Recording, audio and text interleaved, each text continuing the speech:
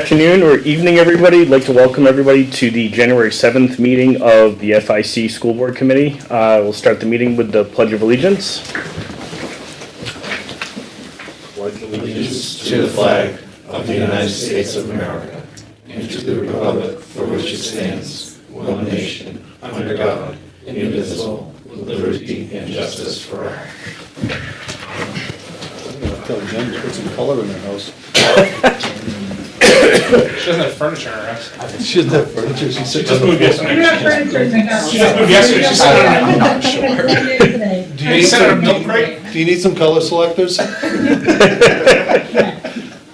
Get you some. How is everybody? Cold. Hey, Dan, can I just raise a point before we begin? We're in the middle of, we've really begun looking at things and making some substantive discussions and recommendations. We really need to have meeting minutes taken. It's been sporadic and up and down, and where there's going to be a whole bunch of actions taken, it needs to be documented. It's been hit or miss. I would actually volunteer to take the meeting minutes if so desired.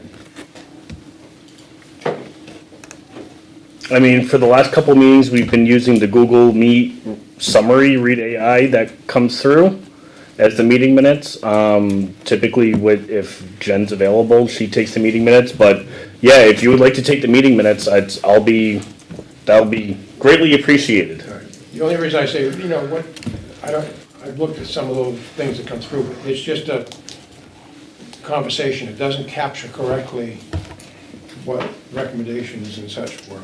Yeah, I know in the beginning we asked the school board if we could get somebody to take the minutes for us, and they said no. I will make a stab at doing it. Awesome. Thank you, Ron. I appreciate it. I would still do the AI summary. Yeah, I do that too. It's on the Google Meet. I hit admit and it prints out a summary. I don't create the login so I can see it. I let Dan just convert it to a Word doc and upload it. All right, getting going. I can put the agenda up there. I did send it out. I did make the amendment that this is not the one that I made the amendment on. Hi, Jen. Would you mind casting it as well to the Google Meet, so we're just making sure we're looking at the same page, the same document? Like that? Perfect, thank you so much. You're welcome. I've been waiting for my OneDrive to update, so this is the one before I made the amendment. Marilyn, you are here, so I don't need to cover that. Thank you for the email saying that you might be a few minutes late. Matt is likely not able to make it tonight. Joe Jositis can't make it tonight. They're both online. Oh, yes. Hi, guys. I'm gonna try to stay on as long as I can. Take your time, man. I understand. So, I would say the first question that I have, and this is the amendment that I went to go make, is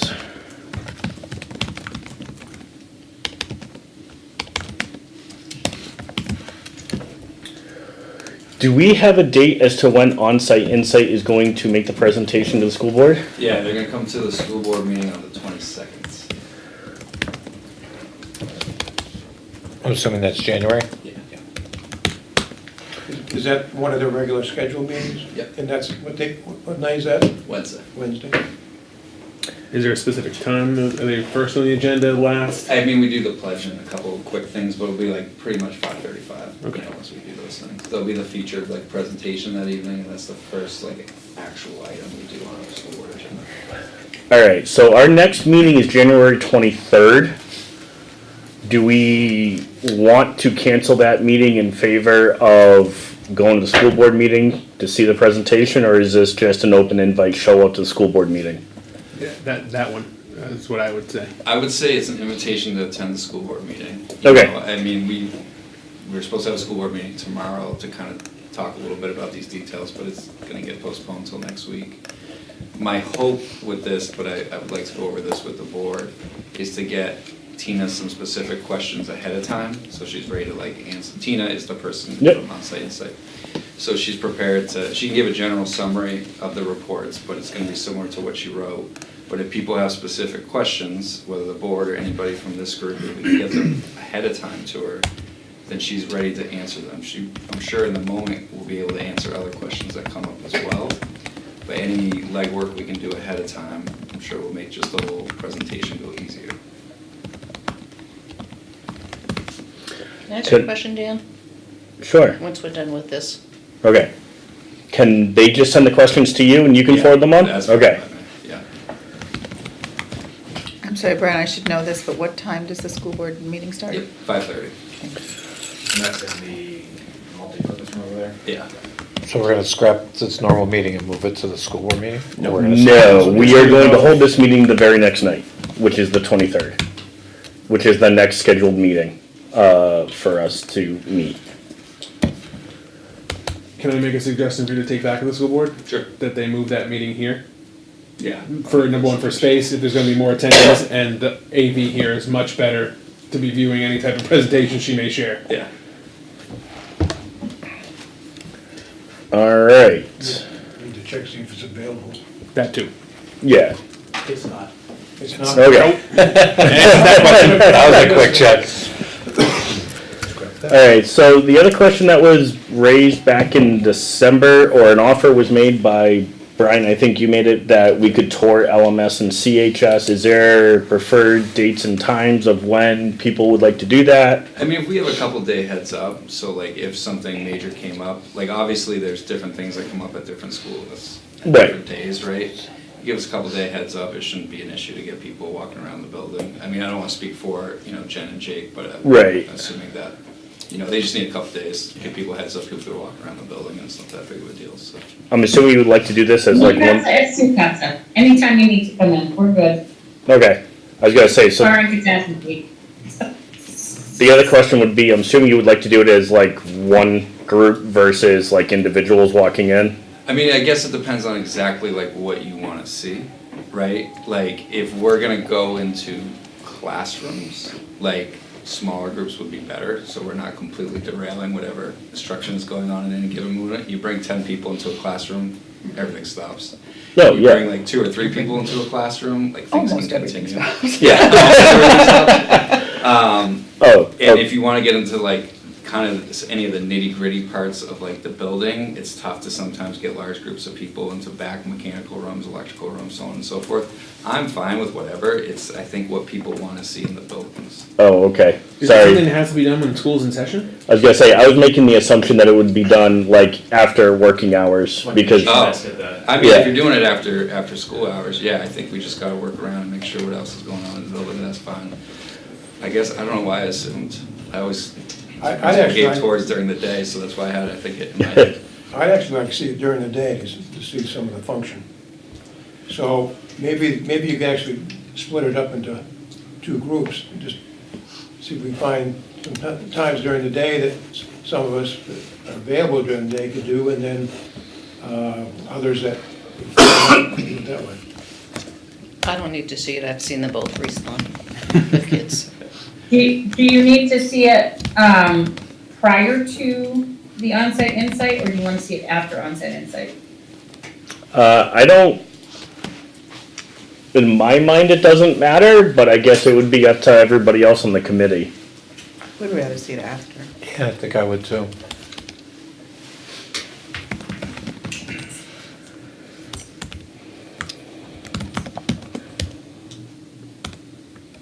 All right, so do we want to look at scheduling something for after the on-site insight out brief on the 22nd? Whether it be that week or the first week of February? I am around that week, okay. There's a week of Yeah, no. January after that too, after that meeting. Okay, I mean, my personal schedule at this exact moment is oddly completely open on the 27th. No, that's February, and that's why, because it's school vacation. Yeah. So I'm never gonna mind, say scratch the that. week of the 27th for LMS it is our iReady testing week, so during the day, that would not be ideal, for that week for us. The week before during the day is fine, the week after during the day is fine, it's just when it's a testing environment, having strangers walking through the building or well-known people walking through the building is not ideal. So do we set up the after hours one for the week of the 27th, and then Yep. the following week we can set up the Yeah, during the day one? I'm away the following week, so. Have to be after the 10th. I'm gonna do that during the day, not the. Wednesdays after school Yeah, work I haven't well. been for in me. the school with So some like January operation in the a long time. 29th, just as like an after-school date. If you That wanna would- start at LMS at like 3, because they get out earlier, we could start at LMS at 3. Probably take about an hour there walking around, go over to CHS at 4, spend an hour there walking around. okay. Yeah, there's no way I would be able to get there. for Or free. later, it's, I've just, whatever works, just starting off with times and dates. So, for the after hours one, is everybody okay to do like a 5 PM on January 29? Does that work Yeah, for you? Jen, does that work? To start at That's LMS fine. at 5 PM? And then we can go, head over to CHS after? so It's a Wednesday. Yeah, I mean, I think we would just wanna check athletics, and I think we can do it with like a basketball game going on, it's not an Right. issue, but, we would just give people a heads up. That Yeah. there would be basketball going on or something like that. But looking quickly, I don't see any issues. And then, just during the day, do we, That's gonna be the following week. I know for LMS would be after the 27th, because that's the week they're having their testing, so. Is that the same for CHS as well? No. No, But, CHS is different, but I would just Wednesday, do them. in the Wednesday same the day. 29th, there is basketball at the gym, just as. Okay. But you're gonna run into something athletic related every night, so Yeah. it's not gonna be that big of a difference. Playing anybody good? Silence my It's a rivalry phones. game. Dan, can you get a second, I have a roster update. Okay, I figured it was a good thing to do tonight since we may actually be moving into It's just some actual that votes. night, I finally cleaned up the roster so we know who's actually votable. so the week of the first, You got that updated tonight. I will say the first full week of February, so February 3rd is that Monday. Is there a day that works particularly better Monday and For- Tuesday work better for me selfishly. for small Monday, groups Tuesday? during the They day? work better for me selfishly, yeah. I would prefer Mondays. Mondays works for me if we can do between 10 and 12. What's the date of that then? The 3rd. Monday the 3rd? 10 at LMS and then move to CHS? Yeah, that's fine. We could start at 10 at LMS if that works for you, Jen? Yep. Unless you wanna save lunch. Alright. Excellent. Can I bring up my point now? Yes, you can. I seem to have missed something. I don't think we've discussed the survey results yet, but it was brought up at the school board. We're looking into 3 options, and it looks as if the option of bringing 7th and 8th graders being evaluated. When are we actually going to sit down and evaluate the results of the survey, or have we done that already?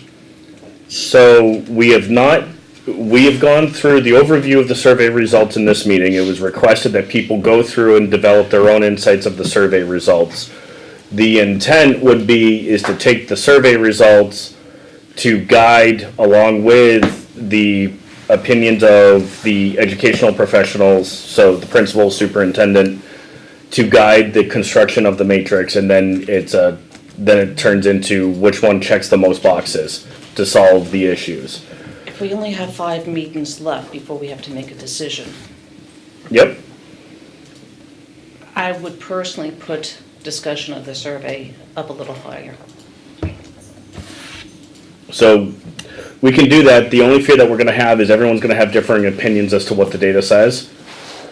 So it's, I mean, I look at it as it's a tool to help drive your viewpoint, right? Like Right. Matt, the on-site insight report, the turn report, these are all tools to help drive your perspective on what we ultimately vote on. I agree, but if it's taken us 9 months for waiting for these surveys results before we can make a decision, we've now spent 9 months, we have the survey results and we're not analyzing them or pursuing them before we make a result decision in 5 weeks. But I think Just the direction my is, personal thoughts. you can analyze it all you want. Like, you can spend that time and analyze it however you feel you need to. It's whether, I mean, I don't, for us to hash out how we all want to analyze it differently here, I'm not sure that's a productive use of our time. So we're gonna analyze and hash out the 9 choices? Or have we chosen 3 choices that we're gonna hash out? No, we haven't chosen the choices that we're gonna hash out. That's the point of the matrix. The point of the matrix is to use the survey as here's what the community is looking for, here's what all of the reports and what Mr. Mitchell is looking for to drive into, here are the 3 things that, 2/3 that we're gonna tell the school board to basically recommend to the school board to go investigate. So I am taking the note now that we can possibly add it to the agenda if people would like to bring it up and go through it in detail. What I don't want to run down is the rabbit hole of the discussion of analyzing everyone's viewpoint on every graph and every survey, because it's arguing people's opinions as to what it says. It never comes into a satisfactory result, in my opinion, but.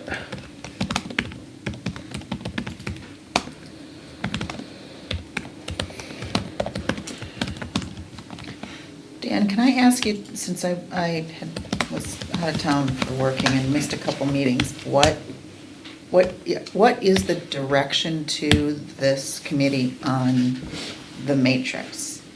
Like, if I understood what you just said, the purpose of the matrix is, so if I was going to go, like, fill out the matrix, what is the expectation of what we as members will be doing?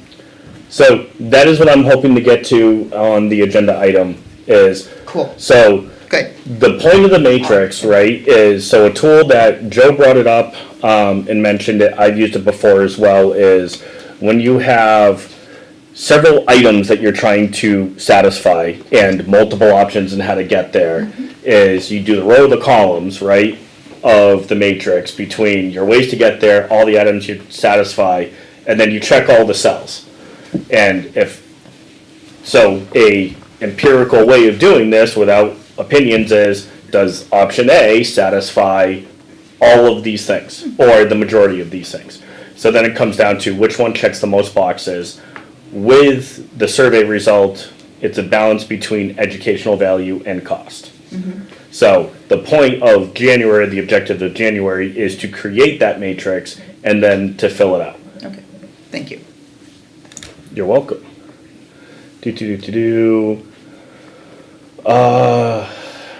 Brian, I'm assuming you don't have the detailed utilization on CHS or Mr. Hess? I sent a document out, so it was late, granted, it was like 5 o'clock, but Dan, I don't know if you saw it. It's just like a 10,000-foot view of CHS. If we're ready to jump into that, I can talk about it. I have hard copies as well.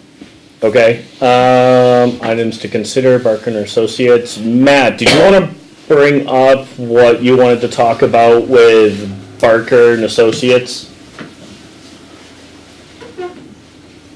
Sorry, I was on mute there.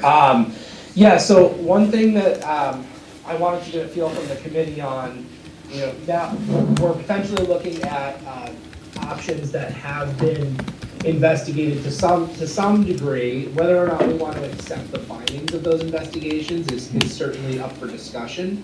However, as we're going to go through and look at things like consolidating schools, 7th and 8th up to CHS, or even things like renovations and additions, whatever we're going to look at, does it make sense once we've identified and say, okay, these are the 3 options that we're going to look at, having a more in-depth presentation on what work has been done, just so that way we as a committee can give some thought to what the next steps would be, even if it is an RFP goes out for a whole nother you know, proposal or something like that.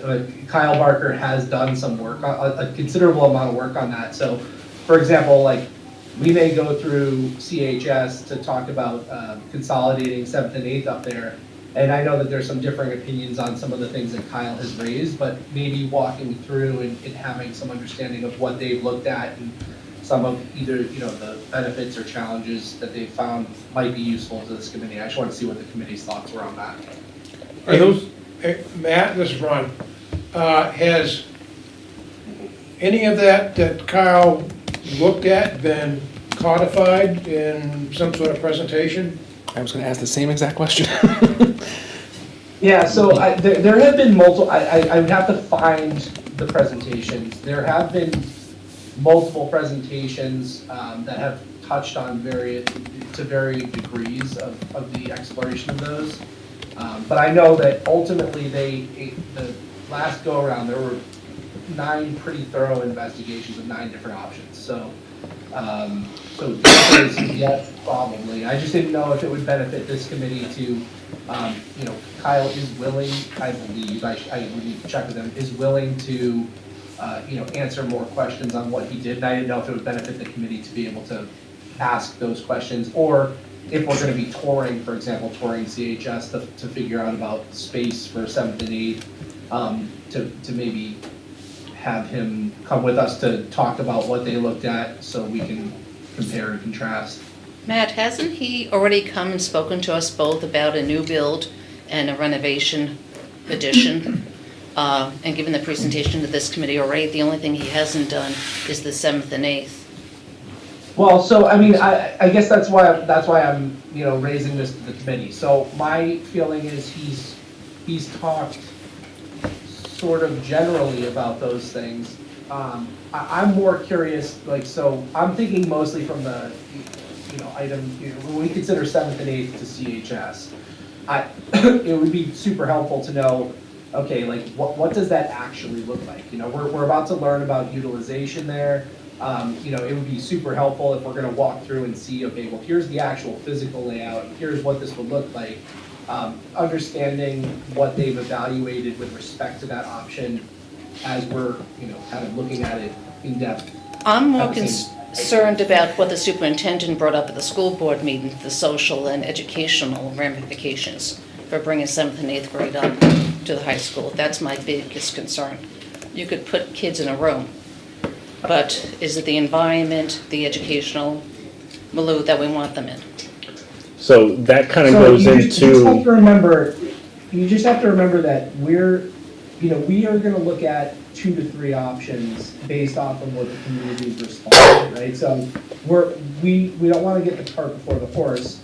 Ultimately, we will come down to looking at the matrix and saying, does this meet all of these different requirements? Which options meet what, or what are the challenges? But, you know, we want to be able to go into each of the 2 or 3 with an open mind to be able to do the, you know, sort of due diligence that I think is expected of us. At least that's my opinion. So I would like to see the documentation and any presentations that were created, any documentation about the analysis they've done. I don't necessarily need him to come here and give another presentation.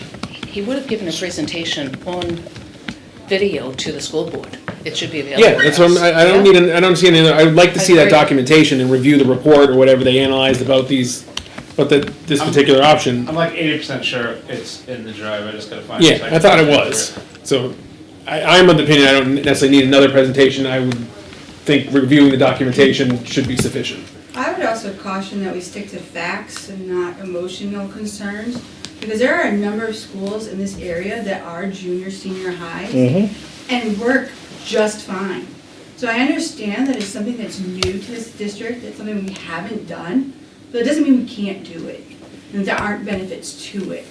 So I understand that people are cautious and nervous about change, but change can be good. So like I said, I understand the concerns. I don't think that any high school parent would feel that their kid is inappropriate to be exposed to a younger student, or 7th and 8th grader is a danger to the high school. There are benefits to it. My concern is not anyone's being in danger, anyone's going to influence. My concern is a 7th and 8th grader doing an every other day schedule for 2 hours. That's what I teach right now. I don't think, I So- don't think the so- vast majority of them Can are I, going can I to just, succeed. let's get back to the question of having a presentation. I would agree with Joe that if there's any material, I'd like to see that. But I will go back to the emails that were going back and forth the last couple of days, is I believe having, Jake and superintendent and, Dan here, I was looking for Jen up there, she's gone, she must be there. She's there. As we go through this, I agree that we need to have them provide the answers to the questions. Since This all is- of us were not privy to the emails, can you please redistribute them? Yes, I can send out and figure out who was left off, because somehow I didn't grab everybody when I sent it out. I thought I used the same distribution list as to when I sent out the updated dates and agenda. But if I didn't, I apologize, I will do that. Everything we're talking about, which is things to consider when moving one or more grades up to CHS, is on the agenda further down. That was the point of putting it on there, is to get all of the considerations as seen by the school administration as to what it takes to do that. And going down that path. So, with that, is there any other topics, yes, no, for Kyle Barker to come in? I am in agreement that I would like to see the detailed reports of what was already done before we have Kyle Barker come back in, right? I don't necessarily want to see him come back in to do a presentation, but if he's available on the site walks, he could answer detailed questions on the fly, where we might have to wait for those answers. I personally think he's a great resource, and Can I, if he's available, we should use him. I'm gonna disagree with you. I'll tell That's you okay, why. you do that all the time. I know. I'll tell you why. Unfortunately, Kyle Barker's position is to create a project for us to spend a lot of money. You see, I don't agree with that, because I look at him and I go, here's a man that was led down a primrose path with no chance of success, and he feels guilty about having been led. And that's how I view him. No, he feels He's a guilty. great resource, and he's He an feels guilty subject for matter it. expert. He feels disappointed for having lost a big contract. So, Now, just so let me to think finish. better of people. I mean, he bid on the RFP that he was given. That's right. That's all he can do. And one of the first things he said to this committee, and I'm sure everybody remembers that, is had I been given a different set of circumstances, I could have delivered you a school for a lot less money. Right. And he was honest and forthright about that, and Okay. pointed out the problem.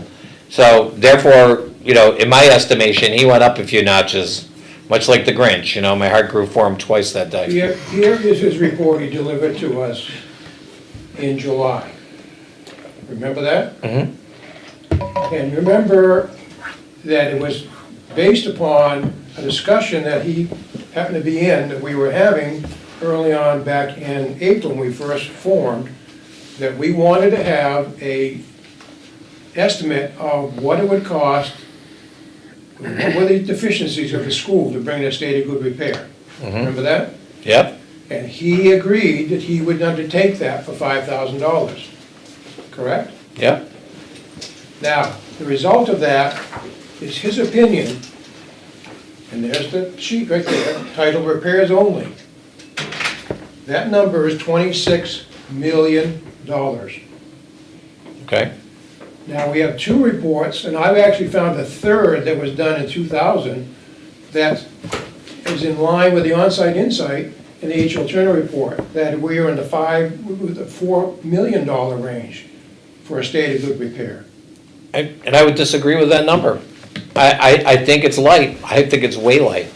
Well, we've hired two engineering firms to do that. So the point of this is, I believe this I'll withdraw my request to have him there, but I think that anytime we turn our nose up at somebody that's a subject matter expert, it's shame on us. No, it's not because he shouldn't be here, because he's not hired yet. So this is not a meeting to discuss the legitimacy of Barker and Associates. No, Exactly. I'm not gonna- So, because of that, so you withdraw your request? I withdraw my request. Okay. Can I make one statement?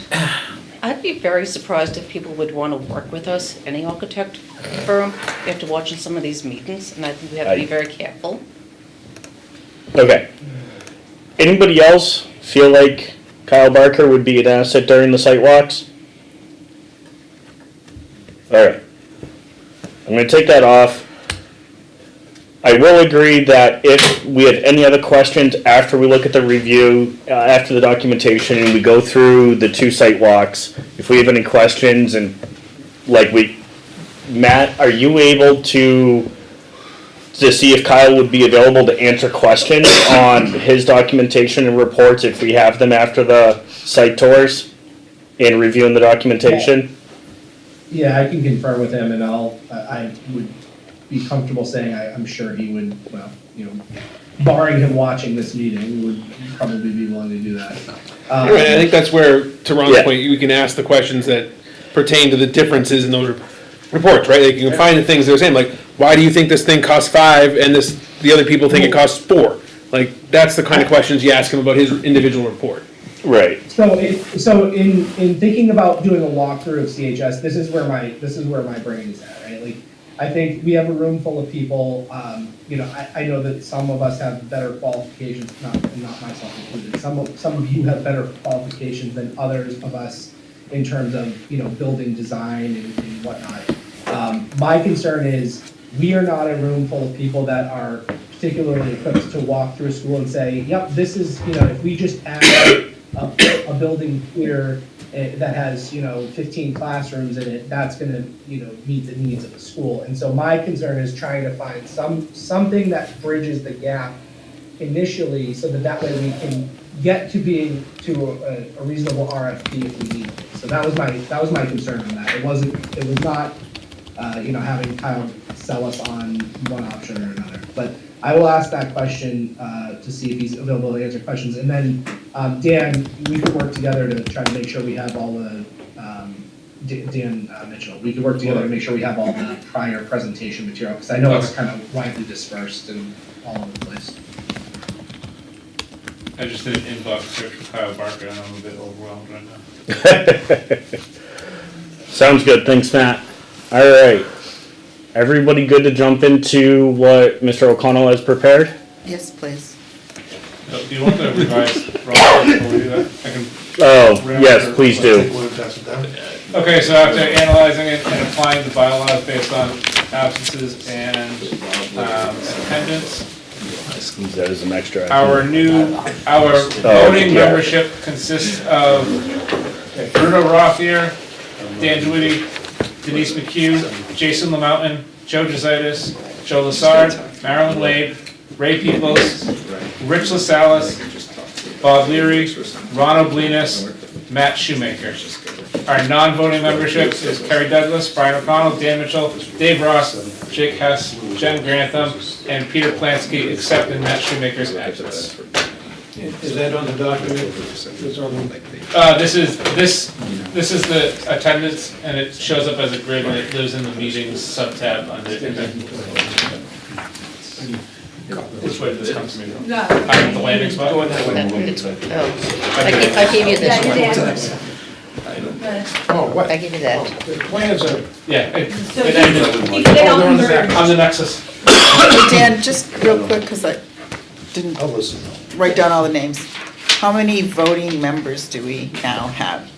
Just We have a voting membership of 11. thank you. All right. One more than a tie. All right, sorry, 12. it's an odd number too. Jen, can you confirm that you can see that? I'm at 12. What was that? Or someone online? I recounted. waved. Okay. You can see it, it's a little blurry, I'm not quite sure why it's blurry, but that's better. I'm getting old, I guess. Aren't we all? Every day.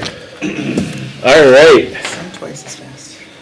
Alright, so this is a starting point on a 7 through 12 discussion. There would be if this is direction that like everyone wanted to move in as like the number one option, there'd be a lot more work that you need to do to figure out all the details. This is just some big picture considerations that you have to think about if you're to take Campbell and make it a 7 through 12 school. The first thing, and let's just get to size right away. Like, you can do it size-wise. Like, let's just get over that hurdle. There's enough room in the building to put, you know, we estimated 90 kids here per 6 grades. That's more than what we have in those grades currently. So that brings you up to 540. We're just using round numbers here. So you do an average class size of 20. Not every class is going to be 20. Some are going to be more, some are going to be less. You need about 27 classrooms. If you do an average size of 16, we do that with some of the high school classes that are, you know, your AP Calc classes, your more specialized classes, special ed classes are going to be smaller. You know, you need 34 classes, you know, round up from 33 and a half. You're never going to be fully booked every single period. You're going to have, for example, older kids attending CTE over at Alvern, especially juniors and seniors, early release, late arrival, so on and so forth. So there's ways to manipulate scheduling to make this happen. If you look at just the physical building right now, you can click on that link. It's included in here as one of the other pages. It just lists the classrooms with a map. Don't worry about what the room is labeled. Look at the number, because this map is one I found from an older, it was just the cleanest looking map, so I took it from an older emergency operations plan. I'm sorry, so does the map correspond to the room number? Yeah, the room numbers correspond, Okay, but thank the you. words on the map are from previous years, because you can adjust rooms year to year depending on the need that you have. Okay, thank you. It was just the nicest looking one, so I wanted to include that one. So there's about 25 general classrooms, and what I mean by that is a classroom you can comfortably put probably 24, 25, 26 kids, and you can teach a wide variety of subjects out of it. You can teach an English class out of it, a math class out of it, a social studies class, so on and so forth. Brian, does this count the rooms that have a divider as 2 classroom spaces? It would count as 2, not as 1. Yeah, it counts, yeah. Yeah. Yeah. Is that, I'm sorry, does that show up here? Some there like these Plan? classrooms, right? Yeah, I mean, you Check can doors correspond to between. the list here, if it's Xed out as a No. general classroom, you know, and then you It's- find it on the accompanying map, you can get a visual of what that particular room is. Like So if the- you look on the map at the upper floors, Yeah, the second floor is okay, the best. got it. like classrooms 213, 214, 209, 210, there's a divider in those rooms. So it shows the divider down the middle. Dotted The line. So, dash not the line, lab, yeah. not the lab ones, the divider ones. Right here. But think of them as Over 2 here. classrooms. That's 2 right? classrooms. Like they're utilized as 2 classrooms right now. I'm sorry. Oh, yeah, okay. Right here. Yeah, in here. So you have this. Here, Yes. here, okay, got it. Thank you, Merrill. It's a movable If you wall. were to teach a double credited class, double block class, They some usually schools have teach. accordion door Yeah. on the sides and flows in the middle. In my previous school, we teach a 2-credit humanities class, for example. It'd be English and social studies together. You would put 40 kids in the room, right, and you'd take down the wall dividers, so essentially you're taking 2 All right, so that's classes. configured that way to either be one large or 2 separate. Correct. Okay, Yes. thank you. Okay. So when you look at this, there's about 25 general classrooms, about 7 smaller classrooms. You wouldn't necessarily be able to put a class of 20 in there, but you're gonna have smaller learning spaces that you need for special ed is like the primary purpose of this for these smaller classrooms. 11, and this is like in its current configuration, 11 kind of specialized classrooms. When I say about that, we have a workshop classroom, right? There's a lot of heavy-duty equipment in there. You're not gonna teach math in that workshop. Well, math's not the great thing, you're not teaching English in that workshop class, right? Is that in addition to the 25, or is that part of That's the an 20? addition. That's So an those addition. include like the labs. Labs, I said in general classrooms, Alright. because you can teach, you know, my previous school, we teach math a lot out of science classrooms. No, I have lots of experience. So, I'm sorry. I mean, you try to blend related subject areas, so Yeah. there's some consistency, but. But I just wasn't sure if you had a staff, like chemistry lab, if that's a special space. Well, I mean, you go back and forth on that. Like, I think for these purposes, I wouldn't designate it as a specialized Okay. space right now. I think when you build a schedule, you gotta be conscious of that. Like, these are all the like little nitty gritty details as you like drill down on it that you would need to kind of sort out. But if we're just talking like raw space, like I would say that's a generalized classroom. So, give, like, for example, would some of the specialized classrooms be, Weight room, like the music computer room. lab or the art room? or- Potentially, yes. So like a computer lab, I designated just for purposes here, one of the computer labs as a designated space. There's desktop computers in there, that are a little more high powered than a Chromebook, because they're doing different programs off of it. You gotta have computer-based courses in there. Now, you can teach a variety of computer-based courses in there, but they're gonna need to be computer-based. You can't really have just a, random class in there per se. But you don't have to make it so, now, that specialized classroom, there's different levels of exclusiveness for those rooms. A computer lab, you need computer-based classes at the heart of it. A fax classroom needs fax, and fax is cooking. Like, you're only teaching cooking out of the cooking room. Like, there's not much else you're gonna do, because it's primarily office. There's not a lot of other space and a lot. Now, Does you the could shop run a still random exist? study hall in it, Yes. but like, you're not gonna do like We don't have a. math class in the cooking room and stuff like that. But you guys call it fax now? You That's just a use, technical term. Well, I mean, shorthand you call it cooking, but yeah. it's by Called it definition. home ec. Family and consumer science. Yeah. Family consumer, right? That's how it's defined. Now, this does like do some minimal changes that are relatively, I would assume if you were doing a 7 through 12 transition, that you would need to do these things. These would include, you would likely move the SAU to a different building, right? Like, we're taking up essentially 2 classrooms where we currently are. So you would want to move us out and gain that classroom So the space. 25 includes the ones that have been converted to the Our office, like the SAU suite, I would say would be 2 smaller classrooms you could create out of it, with some additional, like, office space. But that's not under it. counted as classrooms in this. It is counted as classrooms. So if you look at the spreadsheet here, you'll see SAU, where is it? SAU office, 81 classes with limited space with offices. I would say you could run a small classroom out of what our given space is in that suite right there. If you, I don't know if any of you have been in my office, but the reception area and the room that is my office is not a concrete wall that divides them. You can knock that wall down and get a small classroom out of that. The other half that has a doorway to it that's made up of offices, I would guess was originally intended to be either the special ed suite or the counseling suite, is all concrete. You're not gonna, you could, but now we're getting greater detail of what you're gonna do and stuff like that. There's 4 other learning spaces that are kind of like other in here. Like, there is where our tech office is right now, in different versions of the map, it looks like it was intended to be a classroom at one time. I would imagine a theater classroom at some point. It's a music room. It's a music room, it's a decent sized space, but like, it is very inconvenient to the rest of the school. You would want to be strategic if you were going to turn that into a classroom. We have a multi-purpose room by the gym. I would not advise turning that into a classroom because of where it is. We use it a lot for athletic stuff. There's not desks or that type of furniture in there. It's kind of an all-purpose, kind of that end of the building type of room, those type of examples. But the long and the short of it is, like, you have the room with like some work but not significant tear down of being able to put 7 through 12, on paper, put 7 through 12 in the building. But there's caveats with this, like, and that's where all the educational kind of considerations kind of start to come into all of this, right? Math doesn't always calculate to the reality of what we're doing when we're building a schedule and we're offering course electives and doing all these different things and of that matter. But like, yes, if you're just talking purely space, raw space of the building, that school has had over 550 kids in it in the past. It can surely have that number of kids in it again without having to do significant construction to the building. But there's going to be a trade-off in some of the educational stuff that people just have to understand. And we can dig into that or if people have other questions about space.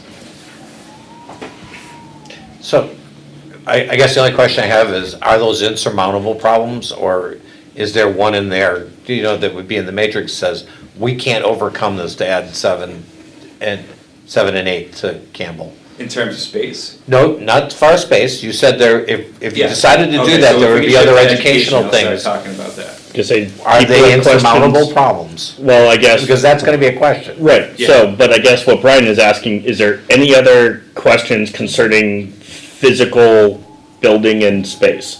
Go The ahead. question would be, is there a ways to have a corridor for a area good question. just for the 7th and 8th, so they are separate and can have a separate schedule? I think that's something you'd have to start to actually build a mock schedule to start to determine whether that's possible. From like my concern is in schools that go with that type of model, and I'm gonna use Bedford, my wife works in the Bedford School District. I know it's a much bigger situation. They have a 7th and 8th grade school and then the high school on the same campus. they are separated in the middle, The two right? They different do not schools. interact. They share the auditorium in the middle, and then they share some kitchen. The kitchen's kind of neutral, and there's calves on either side of it, so they can serve out of both sides of it. So the 7th and 8th grade and the 9th through 12th do not interact in any capacity.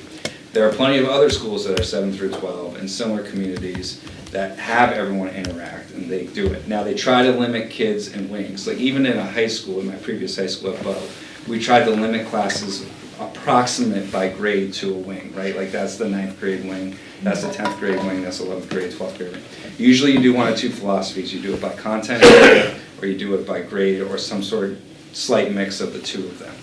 If we were looking at this right now, could we isolate all the 7th and 8th grade classes to a hallway? I don't think so, because you're gonna wanna double dip on something. You wanna do it more by content area to maximize your space, right? If you're designating this room as where you're gonna teach math out of, you might teach 6 high school math classes out of it, and 6 periods of a middle school math, or this set of 4 as math, so the teachers are kind of close together. But that's something that we would have to kind of explore and iron out. It's not a clean break, right? The schools that have it combined, do they follow more of a middle school schedule, or do they follow more of a high school every other day, double class I schedule? mean, my recommendation, and I will say a little bias for this, is that I think you have to follow the high school schedule. Right. I teach a middle school that combines the bells, and the middle school does follow the high school, and I can tell you the kids like it. My concern I mean, I'm an is, advocate to the block schedule, period, but I do have bias. I'm a high school background. my so. concern is a kid with ADHD who can't sit still for 45 minutes, let alone 90 or 100. Oh, I have a lot of those. There are ways you can work with it, so. I've worked with it for 21 years. Okay. My children would not be able to pay attention. They So, can't pay attention. again- For one in middle school. Now, Sure, I'm but- gonna move on, because now we're gonna get into education, and I Which- think that's yeah. where we need to talk. I just wanna know, is, Yep. in that, were there any insurmountable problems? And it doesn't Well, sound I like they think it's- exist. Well, I think it's your comfort level, and I think this is where people, and there's gonna be different philosophies on this, right? My philosophy personally, as a high school educator, and I will admit my bias is this, is I like the A-B block schedule. That's what Campbell runs, that's what's run at all the high schools. As a that lab have- teacher, I like having the extra time, because then you don't, not breaking down it just as you get settled. Right. So there So- are definitely pros to it. And I taught math, which you would think not lend itself as well to the block, but I like teaching it in the block more, to be honest. But it is a completely different instructional approach, I will say that. Like as someone who taught in both like skinny is what I would call it, but a skinny 45-minute period versus an 80, 85, 90-minute period, they're completely different approaches what you're gonna do with the kids, right? You're running through information with kids in a 45-minute period with a lot of turnover, knowing you're gonna see them every single day, right? Where in the 80-minute, you gotta build in things for like little breaks to kids keep involved, all these little tricks in the trade. You can't necessarily rely on homework quite as much in that block because there's a longer, it may be one day, but there's a longer break between you see them, you don't see them back and back. So there's these different instructional approaches that you just have to be aware of, and learning approaches you have to be aware of if you're gonna transition to that. Right now, our middle school kids are in the, one section, and then I'll turn it over to you gladly. Are in a 7-period skinny-ish schedule. It's a little bit longer than like the classes I taught into their 52 minutes, Jen? Yes. 52 minutes. So that is a change to what our current model is for the 5 through 8 classes here. So that would, be adjustment for our teachers and be adjustment for our kids. But I would advocate that you would have to go to that AB block, because just for scheduling standpoint, you need an even 8 periods essentially to schedule off of. Jen, or whoever. Yeah, the one thing that I was gonna say is it insurmountable? No, I think speaking to it is possible, but it also requires training for the teachers. I think that's one of the things that we need to be acutely aware of, is that you can't just drop them in and say, good luck, teach this for 85 minutes and figure it out, because there has to be structure. When we did block scheduling, we shifted to block scheduling in Nashville when I was in Nashville. It required a great deal of professional development leading up to that in order to help them know how to do that. I think our teachers are wonderful educators. I'm not gonna dispute their ability to do many things, but they need training to be able to do it effectively and successfully. So the reason I I asked have that a, question, Before we move on, I I have want a to ask a practical question with the question. base first. I'm sorry, you guys are, I can't really hear you guys. Am I okay to talk? No, so in their list of classrooms here, Brian, Yeah. Like, where is like special ed and those kind of central services classrooms? Like, is that part of this number? You just utilizing any empty classroom that exists, or do they have dedicated space? So it depends on the special ed classroom, you know, depending on the needs. Like, for example, as skills, I'm gonna get a little nitty gritty here. At the high school, they have skills, which is a kind of a special ed program for some of our most intensive needs students. That room is their room, and you're not gonna touch it. Is that part of one of these That lists? would be one of those specialized Okay. rooms, right? Like that's gonna be their room, and there's like a smaller room off of it that they need because they not only have a decent sized number of kids, you're gonna add a couple of those kids who would be in that program earlier, because they're gonna come in 7th and 8th grade, right? So you need to expand it out. You can't touch that. You can't put another class in there. You just have to let it be, because it's more of an inclusive program than some other things. In terms of like a more classic kind of academic support room, that's where you're gonna utilize some of these smaller classrooms, right? Like if you think of 7 smaller classrooms here, and this is like really raw math, right? You have really raw, do not hold me to this, but just like for like Ballpark. argument's Just sake the here, ballpark. you have about a case manager per grade, right? So as you have like, you would assign like one of those case managers to one of those smaller grades. Now, it may not be what we currently do. Jake does a nice model right now, Jen does a nice model in their respective buildings that they share space so they can collaborate together. But again, we're talking raw space here. In theory, you could assign one of those case managers to each of those small rooms, and that slots in for their special ed space. Case managers for special ed, you're talking Yep. about? Yes. Okay, sorry, thank you. Which is 20% of the school, correct? Can I ask I don't the, know that grant percentage off the top of my head, so I practice don't wanna say yes or no, but. Somebody, Matt, Go ahead, Matt. Just, you know, I obviously having a lot of vacancies is not efficient for our district, so I know why we're looking at this. My question is, if we were to combine, how close to capacity would we be such that, I know that we talked about declining enrollments, but if that were to ever shift, you know, how close to the line would we be to needing to potentially add another school if that were the case? Like, would we size out, or do we have a healthy margin if we were to combine? I wouldn't say it's a healthy margin. I think you have, it really depends on numbers of kids, right? Like if you were to add, let's say you have 540 kids, which I think you could fit in that building, let's say, like comfortable but not spaciously, right? Like it would be busy, it'd be an active school, like there, you wouldn't, we could talk about some of the limitations of having the number of kids in that building in a moment, but like, you wouldn't feel like everyone's sitting on top of each other. You add 20 kids, that's about 5 kids per grade, I think you're okay. But if you add 20 kids to one of those grades, you're gonna start to feel it, because those particular classes are gonna get bigger, right? Because even though we have classes at the high school level that you're gonna have multiple grades in, there are still some core classes that are kind of grade based, right? Like your 9th grade English, it's 9th grade English, right? Like, and it depends on where those additional kids kind of pop in and stuff like that is when you're gonna feel it. Now, I think, again, I haven't done the research on expanding. Our projections don't show us getting close to this number that I'm about to put out there right now anytime soon. But like if you were to creep over 600, and I'm basing this more on my experience of being a principal at a school that had about 625 kids, that is much bigger than Campbell. I think that's when you would start to feel it really in the building if you cross that 600 kid threshold. So isn't that what the building was originally built around? 600. Was 600? With also plans for ability to. Right, right, so I'm Clearly, saying, 600 you can attach them. I was gonna say, Go right off I'm the saying current plan, Yeah. not plans to expand. So remember. current Okay. plans But around. I would just caution one small thing.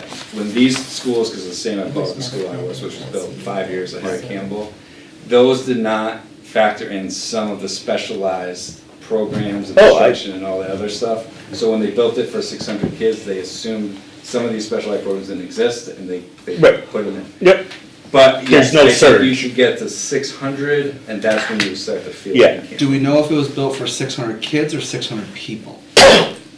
that's what I don't know. 600 students. 600 students? 600 students. And does that include all the services? I mean, I guess That's what I'm with, talking about, like you know, like, let's take that skills program for Well, example. That's certainly something that it did not exist in its, like, Current full form. capacity that we do these things now. 600 students, 1999. Yeah, okay. Can I ask a question? Can I ask a question first? Ladies first.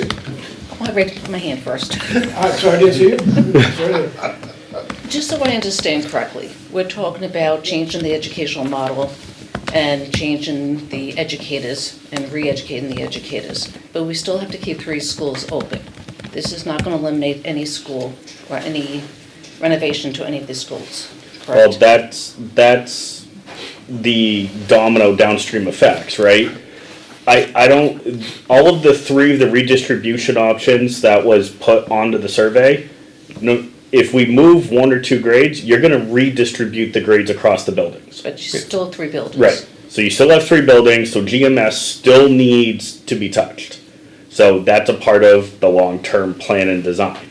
But we gotta figure out what to do with, because redistribution could address current capacity concerns, if there is any at GMS.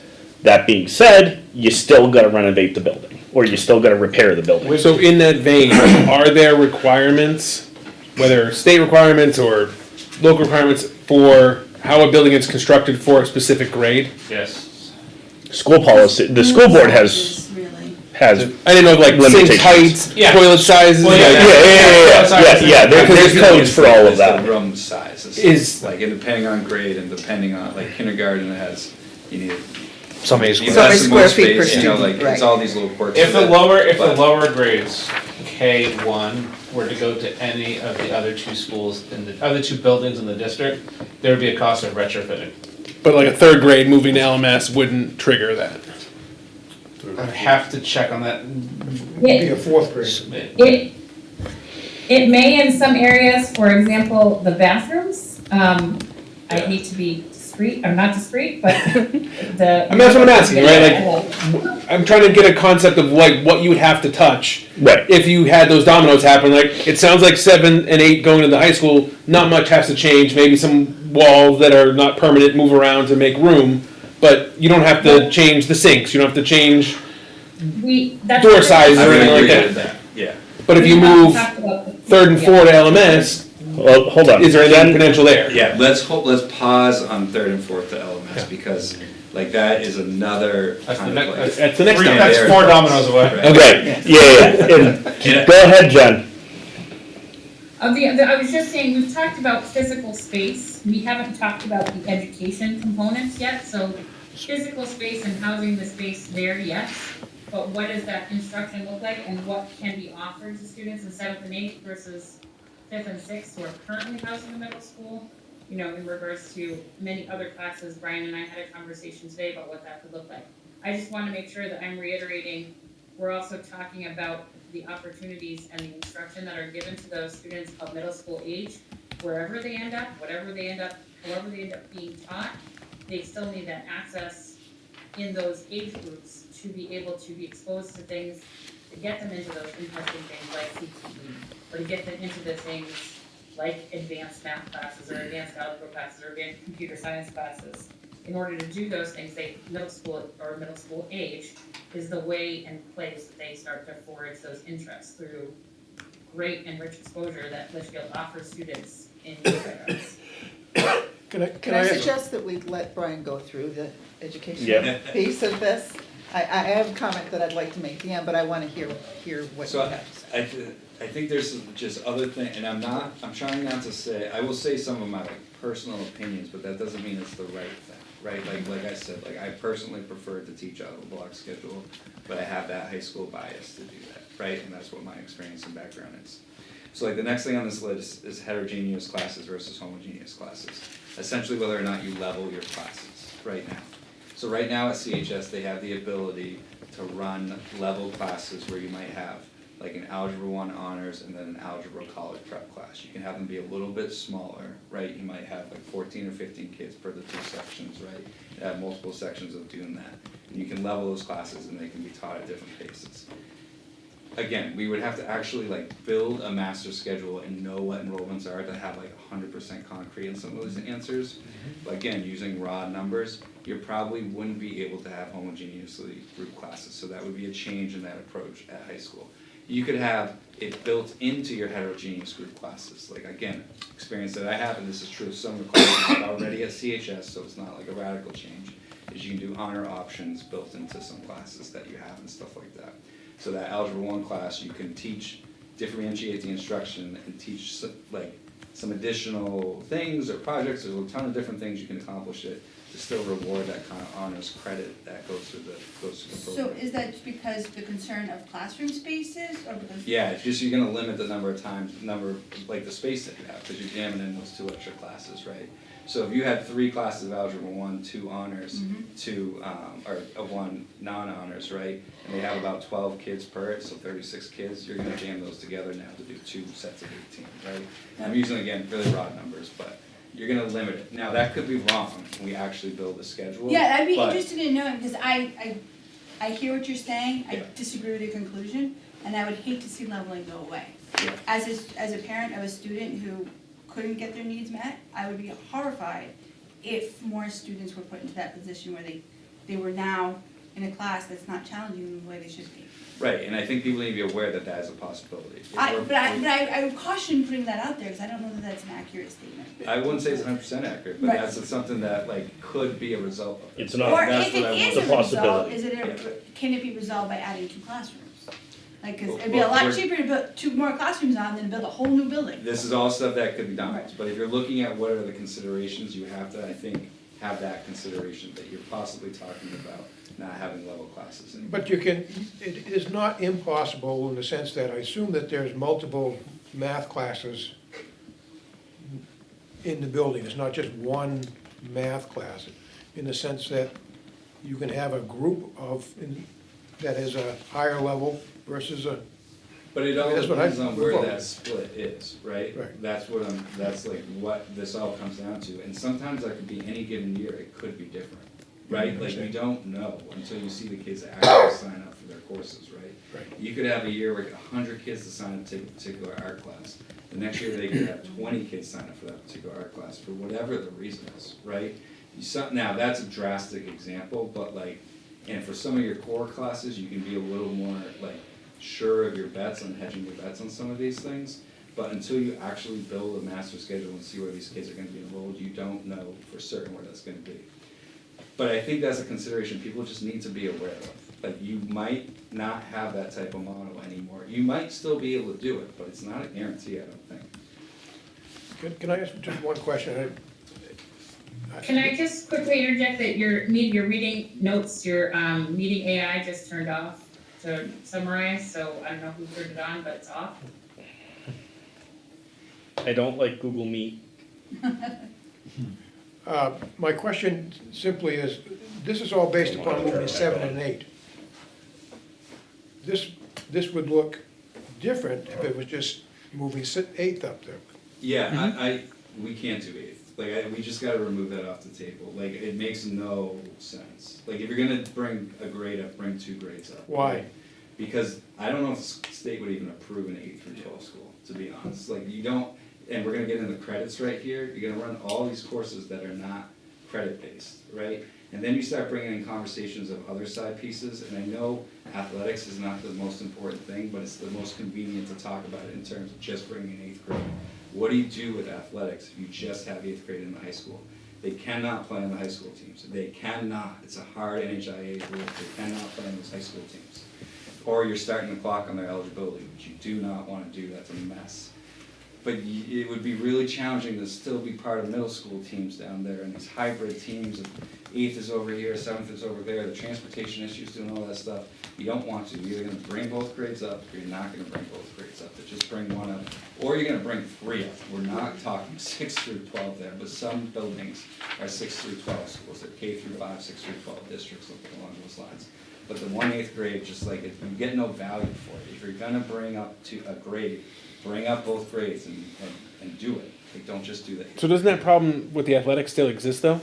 Even if you brought up 2, you'd still have to bring them down to play on the middle school teams. But this is the considerations people have to do. I would say like the middle school athletic teams are limited to 7th and 8th. The middle school teams are limited to 7th. Well, So now it's just it's a junior So like high your team at that basketball point. team, say we're in winter right now, your middle school boys basketball team, or your A team, however you wanna classify it, is just 7th and 8th grade students.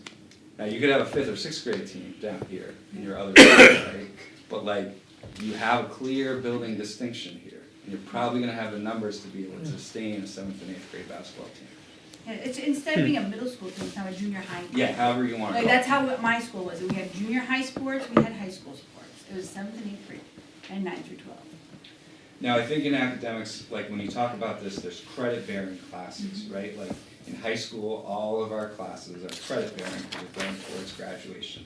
Where in the middle school, the vast majority of them are not credit-bearing, right? There are exceptions to that, usually an Algebra 1 class or a math class, a world language class. Those are the two primary, like, where you actually teach a class in the middle school that's credit-bearing for high school. There are other exceptions when you start talking VLAX and just exceptions period, because you can always make an exception for a situation that needs it. But the vast majority of your middle school classes are non-credit, and all your high school classes are credit. Why that's important is because of the kids who can enroll in those particular classes, right? You're not gonna have middle school students enroll in high school classes unless they're doing it to earn that actual credit, right? So you gotta be We talk about very- credits, what is their relationship to? Graduation, Graduation? state, Okay. state standards. I just wanna be clear, Yep. if I understood that right. Yeah, so, like, and then you would have to make decisions, and I'm not gonna say one decision or not. Here, like, take math, for example, Algebra 1.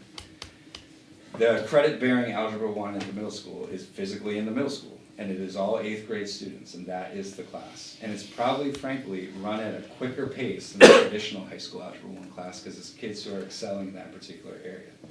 If you bring everyone up to the high school, and they're gonna get high school credit, do you mingle 8th and 9th graders in Algebra 1? You just have to make those decisions, and those are things you're gonna have to do. And then you start opening the door to the 7th and 8th grade kids being in some classes together. And there's all sorts of dominoes off of that. There's good things and there's bad things about all that stuff, right? So that is, you just have to be conscious, and you gotta be clear on what your procedures and policies are in letting 7th and 8th graders in classes with the 9th through 12th graders. There's value and there's not value to it. You just have to start working through it. But what you can absolutely not do is allow a 9th and 12th grade kid into a non-credit 7th and 8th grade class. So that puts constraints on your schedule when you're building the schedule for the building, right? It's for physical classrooms, for teacher availability, all these things. While you can push a kid into a credit-bearing class, you can't push them down into a non-credit-bearing class. So there's constraints around that. And I think you gotta make like that, you would need to make a decision on, say, Algebra 1. Would you co-mingle 8th graders, 7th and 8th graders with 9th or 10th graders? Because that could be the range of kids taking Algebra 1. And that range of kids there is diverse, right, for a lot of different reasons. So you just gotta talk through these things and what you want, and those are the things you wanna decide ahead of time, not in the moment as you're trying to do this. And there wouldn't be space for an 8th grade Algebra 1, a 9th grade Algebra 1, a 10th grade Algebra 1. You could attempt to build it, right? Like you could attempt to build it, and that would be, I wouldn't attempt to build a 9th grade Algebra 1 and a 10th grade Algebra 1. I would have no issues with those kids because that's what we do right now, right? I would recommend trying to make a build where you have an 8th grade, 7th and 8th grade Algebra 1, right? Like, but there's no guarantee that's gonna work, right? Like you're gonna see where the schedule falls, so you need to be ready to move and pivot if you can't make that schedule situation work. And this is something you'd have to do every single year. Yes, I think It's not once something you could do did it one 1 time. to 2 years, you start getting. You'd have a template, but it's still based off the number of students in the building at the given time. Right, exactly. Now, again, there's things you would attempt to do, and then there's always exceptions to everything that you do. But then you also open the door where you're gonna have a bajillion requests. Well, can my kid now take this class in 7th grade for high school credit? Can my kid now take this? And you have to be ready to answer those questions. And like, if you do it for one kid, you're gonna have to do it for another. You know, there's all these different procedures you have to develop. Not So that's the necessarily school board. Can the 7th and 8th grade teachers teach in the We'll high get to school? that. We'll get to Sorry. that. It's on the list. It's on the list. The big thing that, like, I don't know this because middle school unified arts is just wild to me. Like the scheduling. Like, in any place I've been, it's just like wild. Wheels, these rotations, all this crazy stuff. But it comes down to this. in the high school thing, there's minimal requirements around like these unified art classes. Like, for example, you only need a half credit of arts to graduate high school, right? There are plenty of kids who crank that out their freshman year and don't take another arts class, right? They're not taking another arts class, they're not taking another music class, none of that, right? So they're freeing up time in their schedule, they're doing different things like that. I'm just using art as an example. In the middle school, we expose kids to all the unified arts every year, right? So like they're exposed to PE, to art, to tech, to all these things. So they are taking those classes essentially every single year, right? So you can't necessarily, or I won't say necessarily, I don't know how to make those two things work. Either you're gonna no longer have the 7th and 8th grade kids like have the ability to take their unified arts every single year, or you're gonna have to get really creative in scheduling, and I can't picture that right now in the block scheduling. I'm not saying it's impossible, I just don't know the answer to that. Maybe you have a modified block schedule. And that might be the solution. Now, it might be, yeah, like, I don't know what the answer is to that. There might be a way to do it. You will have kids then who won't find their passion that they would have otherwise have found. Right. I and think so before we get ahead of it, you just look at what other schools who already have the program in place do. Yeah. Like, we're getting hung up in the weeds of what can and can't happen. Like, it doesn't mean it wouldn't happen. Other schools are doing it successfully. Yeah. How are they doing And it? I think you would have to look at other schools, but that's a piece that I don't have like a strong answer on because they're done so radically different in my experiences in those two age groups. I think regardless, you're gonna have less flexibility in scheduling and course offerings if you bring 7th grade up. The beauty about, and let's be honest, we would love to have more kids in Campbell High School right now. But one of the nice benefits of having that is we can offer a diverse number of courses, right? Because we have the staffing to do it, and we have the physical room to offer a lot of elective courses. By nature, if you're making bigger class sizes and you're compacting your room availability, your teacher availability, you're gonna start to limit some of your availability. Now, I don't know what that is 100% yet, right? And there are some courses that you're gonna offer no matter what that class size is, or I would advocate that you would offer that class no matter what the class size is. For example, I think it's on a high school to offer AP Calculus, even if that's got 7 kids on it. Like, I think you have to offer that class, right? Like, where I know there are board policies in some districts that have a hard cap of 10 kids per class. But I think you have to offer that to be a competitive high school, that type of course, right? So you have to kind of figure out those pieces when you do that stuff. So if you're gonna prioritize some classes over others, that means other things are gonna fall by the wayside. When you say cap of maximum 10 kids or a minimum? In order to run a Minimum. class, you have to. So this comes up Okay. a lot with AP courses in Physics. smaller high schools. Yes, I've been there and done that. Yeah, so like, some districts are really hard on that 10 minimum. I taught in the district, or not teach, like, when I was an assistant principal in Timberland, they were very hard on the 10 minimum class. Even if it was an AP class that didn't have 10 kids, it didn't run.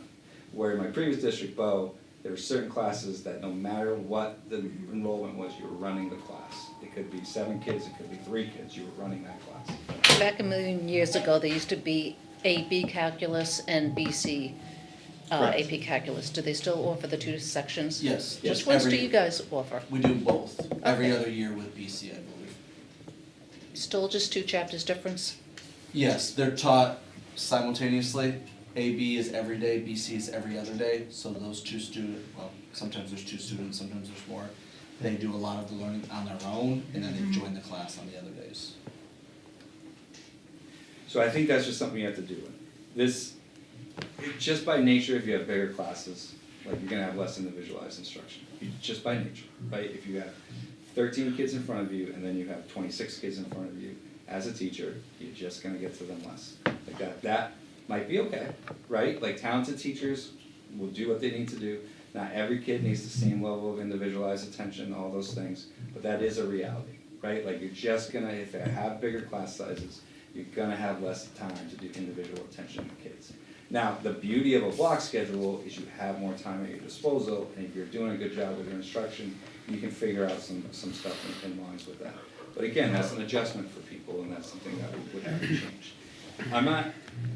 So like, these are just considerations, and these are just some. And as you start to peel back one thing, and a lot of this, you would have to build a master schedule and then start seeing where things start to fall to get some decisions on some things, right? But as you peel back one layer, there's gonna be other things that are gonna come up in terms of this. But the big thing is, I would say you would have to be on a block schedule to make this work, right? Like, and, you know, CTE is incredibly important, and it works when the high school, especially the sending school, is on a block schedule. So I would strongly advocate that you keep that. And I think for other things we're gonna talk about, you're just gonna have one bell schedule per building, right? Like, I'm sure there are districts that get cute with that a little bit.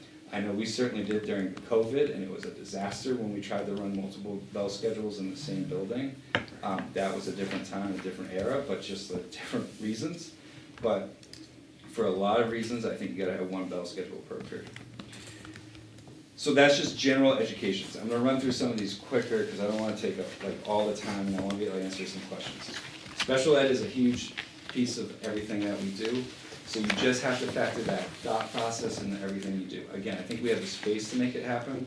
I actually really like the practices that are done in our middle school and our high school, elementary as well, but we're not talking about necessarily that age range right now, where they can share spaces and they can share kind of support for students and do some great things. I would love to make sure we continue that model, because I think it's an awesome special ed model. Like, personally, I'm biased towards the model they use. I think it's great. And you have to be aware of certain programs that like need certain spaces, and skills is an example. And like kind of, I mean, this is, again, we're getting into the weeds, but just these are little things you gotta think about, is transitions for kids. Like with the ages that kids are in, you can have students in school up until their 22nd birthday, right? If you have a 12-year-old who's in the skills program and they're transitioning into, 7th grade and they're coming up to Campbell, then they're potentially in that environment for 10 years, potentially 9 to 10 years. That can be done, and for some kids that might be wonderful. For other kids that might be a challenge. So you just have to examine what your transition kind of schedule is for some of your most needy kids, right? I know in my previous school, with that change, we were starting to see kids that were staying in the high school for 7 or 8 years, and it was very unhealthy for them, right? Even with the transition stuff that we were building in. So we were delaying their arrival in the high school as we were kind of adjusting to kind of these different terms for some kids, right? So that's a minor in the big scheme, but those are the little things you gotta factor in when you deal with these type of things. I think a big piece that people just have to, everyone's gonna have strong opinions on it, is the social considerations of putting all these kids in the same building, right? Most of your 7th graders start off as 12-year-olds. Your seniors are gonna be 18 years old, and in rare cases, 19 years old, right? You're gonna put kids in with eventually adults in the same building. There are plenty of schools that do it, and there are schools that don't do it. And everyone's got an opinion. I'm not here to push you in one way or the other. I'm here to say it's a serious consideration if you're going to do this, right? And because of what comes from it, you're gonna have the social components, right? And a 17 or 18-year-old kid is talking about different things than a 12 and 13-year-old kid is talking about, right? Or maybe they're talking about the same things, but in completely different contexts, and different meanings of different things. But you just have to be aware of that.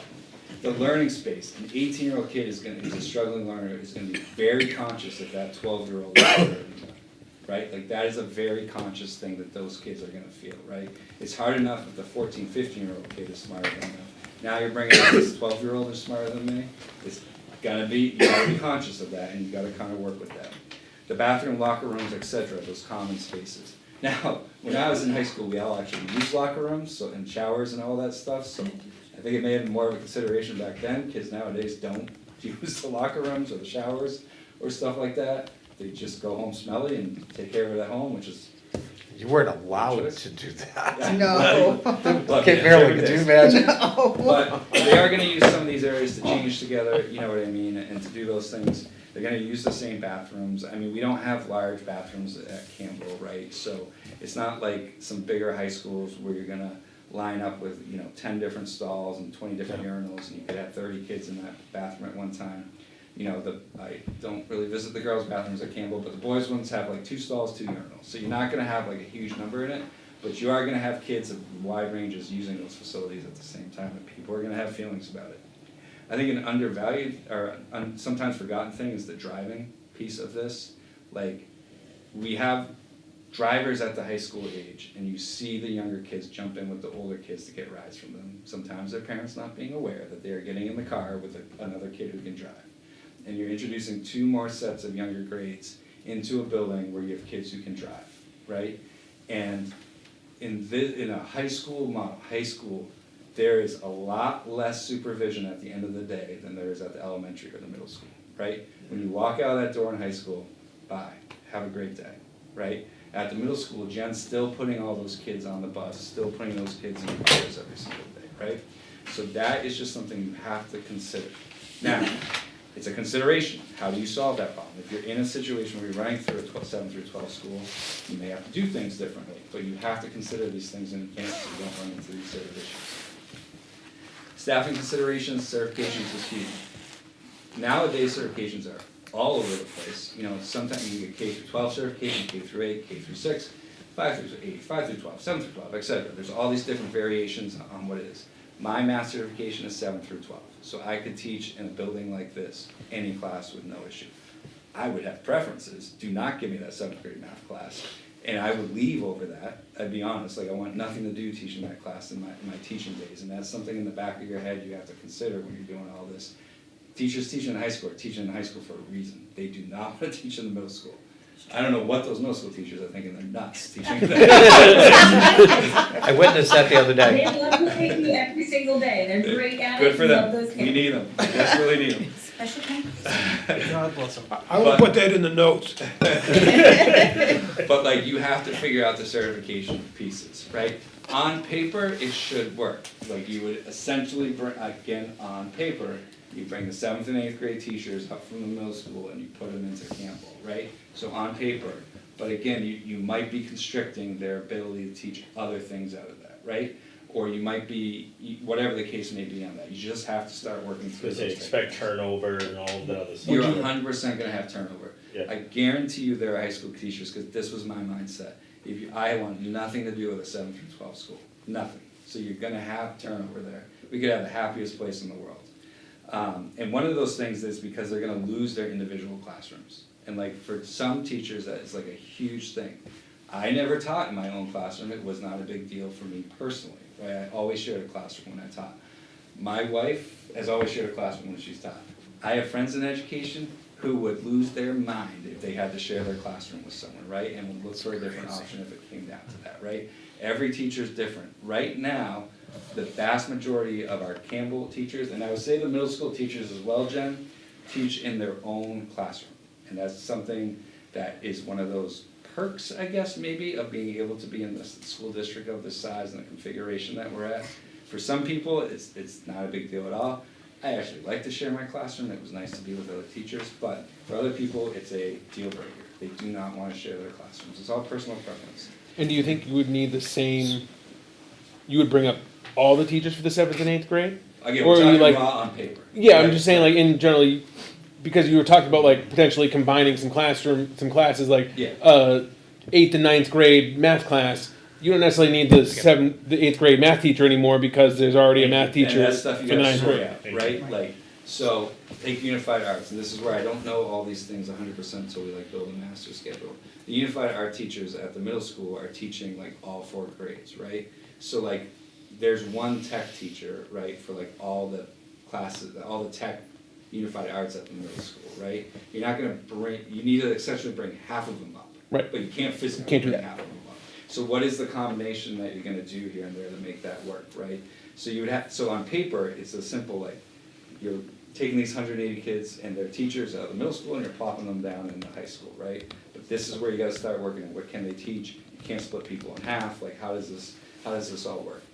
If there's 2 of it, and you gotta bring up, use music as an example, there's 2 music teachers right now. Again, we're on paper, it's just on paper. That's easy, you take one of the music teachers and you plop them in the high school. You brought half the kids up, here they go, right? And that's before we talk about what's gonna go on in that school. But like, on paper, it's an easy pull in Right. that type of situation. But where there's But- one art teacher, One art teacher, you can't split that can't art split teacher. that art teacher. Right, so what does that mean? Does that mean that the 2 art teachers at the high school are gonna have to start teaching 7th and 8th grade classes? Well, they may be like, look, I don't wanna teach freshmen, but I know that's part of the deal. I'm not teaching 7th and 8th grade teachers, right? Like, so that's just something it's gonna take time to kind of work through. Mm-hmm. You may need more teachers, you may need less teachers, you may need exactly the same number of teachers. Until you start executing this, you don't know, right? On one hand, and we're using math, and sometimes math is your friend and sometimes math is not. You're going from a 7th period day for the middle schoolers to an 8th period rotation day at the high school. That's an additional class period for them. You're probably not gonna let them be free. right? So you gotta fill their schedule with another class. So on one hand, you might have to add teachers to that. On the other hand, we know the classes at the high school are not fully full with like 25 kids in them, right? So maybe you don't need to add teachers on it. But the high school class is gonna be credit bearing and the middle school ones are gonna be not credit bearing. So you don't know. You might need to add staff, you might need to have the same number of staff, you might need to decrease staff a little bit. Until you build it, you don't know for sure. I would guess you could probably do it with roughly the same number of classes, but going into this, I would wanna like put up the things of like, until we execute it, we don't know the final number of staff that we're gonna need in these type of things. And that's fair. And I have to excuse myself, I'm sorry, there's a planning board meeting tonight, it's got a couple issues I wanna keep track of, so. Sounds good, thanks, Ray. And then when you talk, that's just teachers, I think you gotta have conversations about other professional staff. I'm just gonna use the assistant principal level position, you may call it something different. In my 600 kid high school at Bow, we had an assistant principal and we had an academic team, right? They were the equivalents of 2 assistant principals, but you had 2 sub-administrators below the principal there. Right now at Campbell, they have the principal and an assistant principal. You're gonna put closer to 600 kids in that building, especially with the range of ages there, you're gonna want an additional administrator to help to sort through whatever issues you have going there. And again, if you're taking half, you can't split the assistant principal at the elementary school in half, and have half of them come up and half of them stay at the middle school. Now, there's other dominoes for other schools, but just like these are things you have to talk through. There's little support staff things that you may or may not need to add. So like, I think, I put an assistant in the nurse's office as kind of like a breaker here, right? If you're increasing the flow of kids coming through the nurse's office, I think the standalone nurse's office right now at the high school, no question, no problem, 1 nurse, no assistant in there, right? If you're having 540 kids in here, those grades you're adding are younger students who tend to access the nurse more frequently than the older kids. You may start to be tipping that line where that person's gonna need some support during the day. Now, maybe you can shift someone else you have in the building into that role to help out a little bit, maybe you can't. That's something you might have to see in action before you actually make a decision on what that's gonna look like. But those are like the little staffing things that sometimes we take for granted when we look at this. It's great when there's 340 kids or whatever there's in the high school right now, which is a single nurse. Busy days are busy, but not every day is a busy day. You add 7th and 8th graders who are a little more prone to get that cough and need to walk around and do these certain things and let me get out of the classroom. Then all of a sudden you got a higher volume of space there. That's just one small example. I mean, other kind of just operational things, lunches, I think this is something you can work out. You gotta make a decision on who's gonna mingle, like do you do 7th, 8th grade exclusive lunches? Right now at the middle school, the lunches are by grade. There's a 5th grade lunch, a 6th grade lunch, 7th grade lunch, 8th grade lunch. At the high school, they're all intermingled, 9 through 12, all 3 lunches, right? You're gonna have to have multiple lunches. You're gonna have to increase the number of lunches if you're gonna bring 2 grades up. Just from a capacity standpoint in that cafeteria. You could probably do it in 4. Scheduling may end up with 5, but like, especially if you're gonna talk about keeping the 7th and 8th grade away from 9th through 12 in terms of lunches and stuff like that. But you're adding at least 1 lunch, and then you gotta talk about where those grades are. Jen? Jen, did you have something? Yeah, I did. I just wanted to, while we were on the topic of the staffing considerations, I think one of the things that we continually talk about is the idea of keeping and retaining high quality staff. And I just want to discuss, I know Brian mentioned it a little bit, but even the conversation is causing unrest and unsettling. And in this environment in education, where a teacher can get a job in a hot minute in any district that isn't in flux we have some fabulous teachers that we have involved in all of the schools. And I think with all of this turmoil and concern, I'm concerned for keeping the people that we have that are wonderful teachers. I just wanna throw that out there. Thanks, Jen. I think another kind of operational, and I think there's more here if you dig into it, but drop-off, pickup, I actually don't think this will be a huge issue at Campbell because there's a lot of space, but it's just something you gotta consider. You're gonna vastly increase the amount of parent pickup and drop-off at that school compared to what it is right now, right? So the traffic's gonna increase, and you have student drivers there, it's nothing you can't manage, but like, again, we're laying out considerations of this, that's a consideration you have to kind of put out there. And other kind of random kind of considerations, I'm gonna come back to the middle one. Athletics and co-curriculars, you just gotta make decisions around it, right? Like the NHIA rules around athletics are 9 through 12 rules, and it's pretty exclusive. This is an easy thing to overcome. You do 7th and 8th grade teams and then 9 through 12 teams, but you're gonna exclude 6th graders from those 7th and 8th grade teams, and you just gotta be prepared for that. Plenty of districts do that, that's not a big deal. But like that's a change, and like if you were to do this, you just need to be ready to have those conversations. Co-curricular is the same thing. You might be able to blend some co-curriculars, such as esports, maybe you run a 7 through 12 esports team.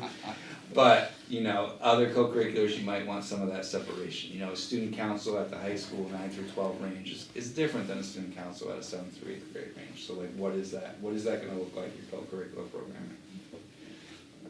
I think you gotta kick the SAU out of that building if you're gonna make a 7 through 12 school. There's So the just irony not- of that is Yeah. that way back when, there were discussions of putting the SAU in the police Yeah. station wing. Yeah, and I think that, like, you gotta think of those options. Like, So I for would- those who are saying, we have to figure out GMS first, well, actually, they might be tied together.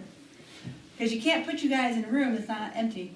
Right, so you gotta figure out where you're gonna put the SAU, you know, and it's a small thing in the larger scheme of things.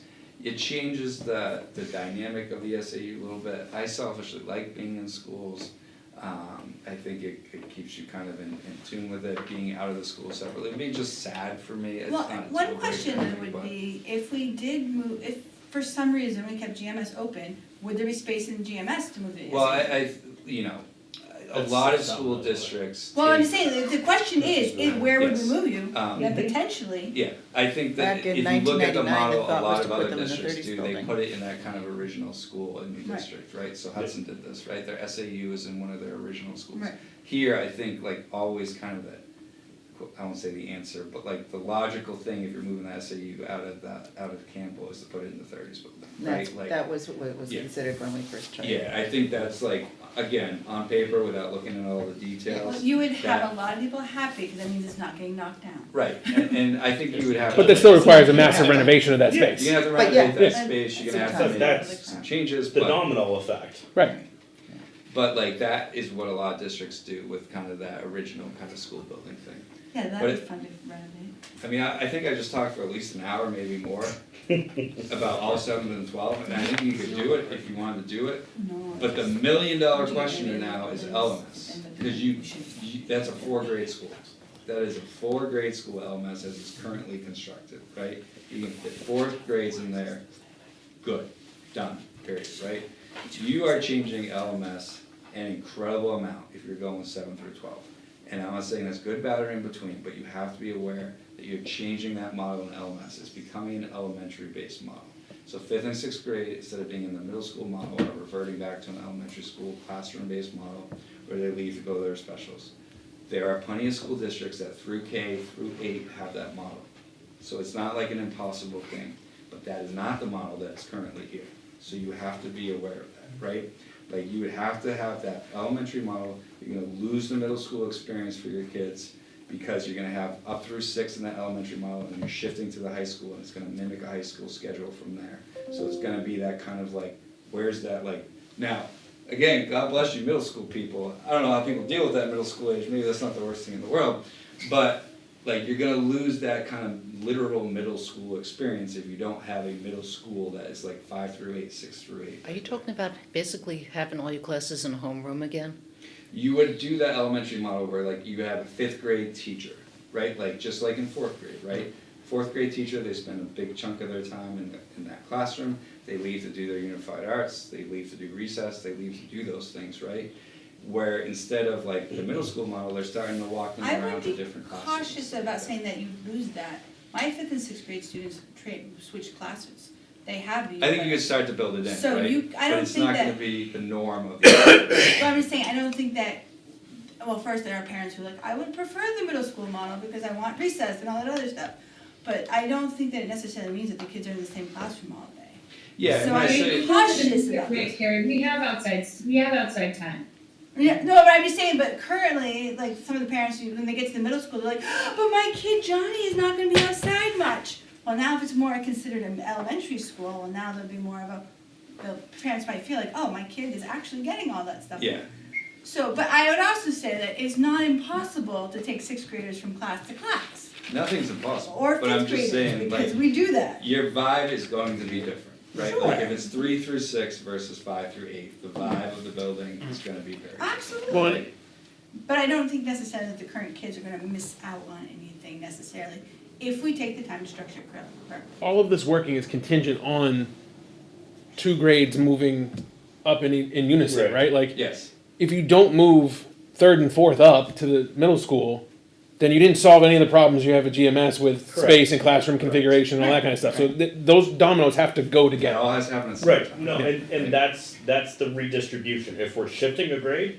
every school's getting touched. Right. I don't see a way around that. So And I don't think, there is so, the fourth tier dominoes.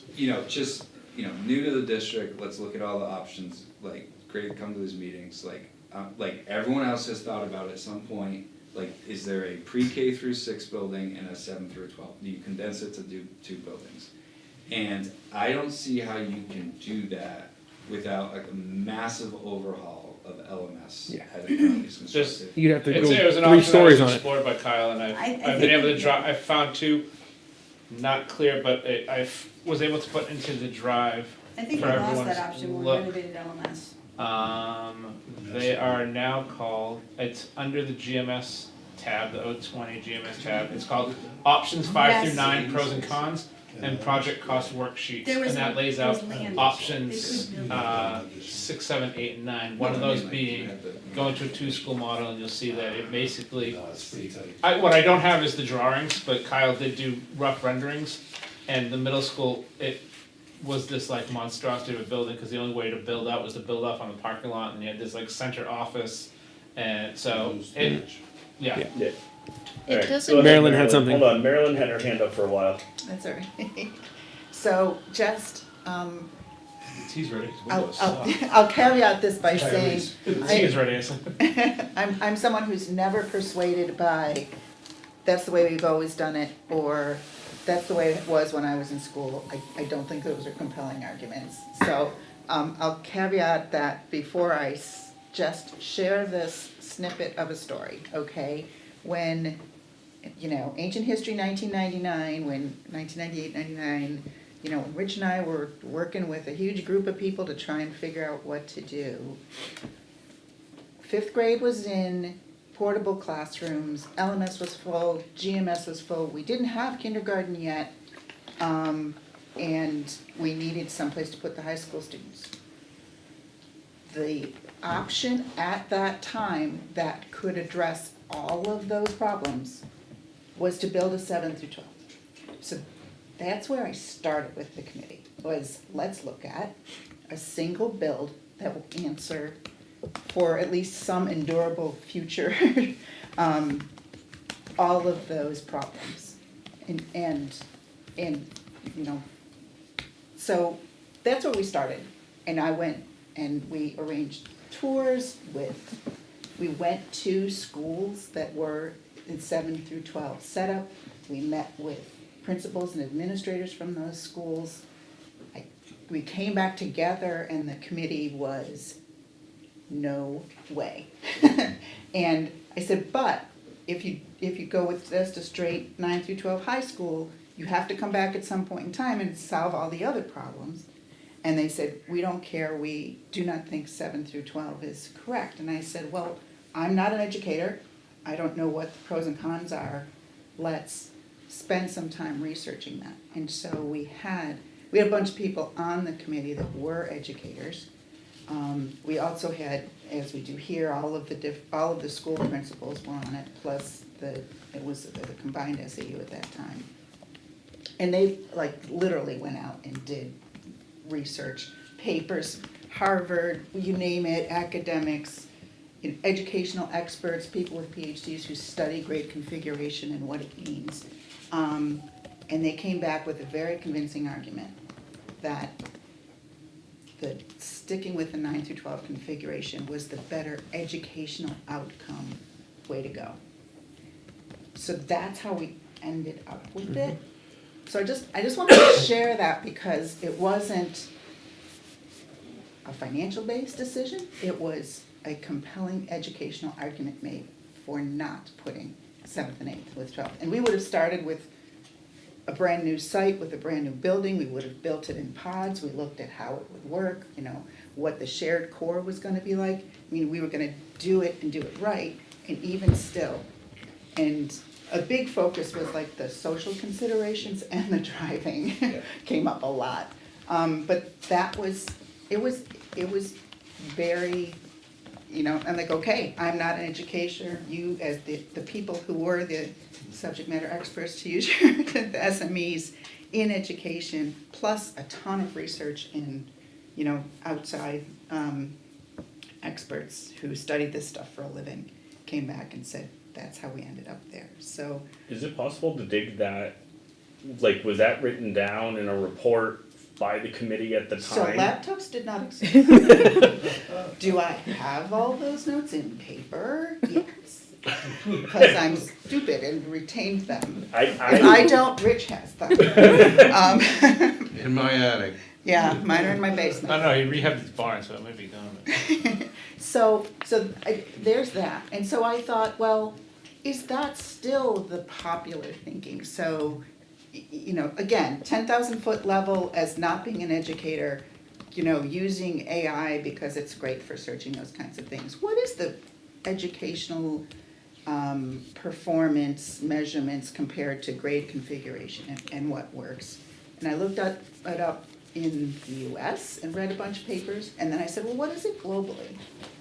And like the globally ranked countries in terms of measured outcomes for education, in like the Netherlands and Taiwan and Japan and South Korea, and like the list of the top 10 countries in terms of educational performance.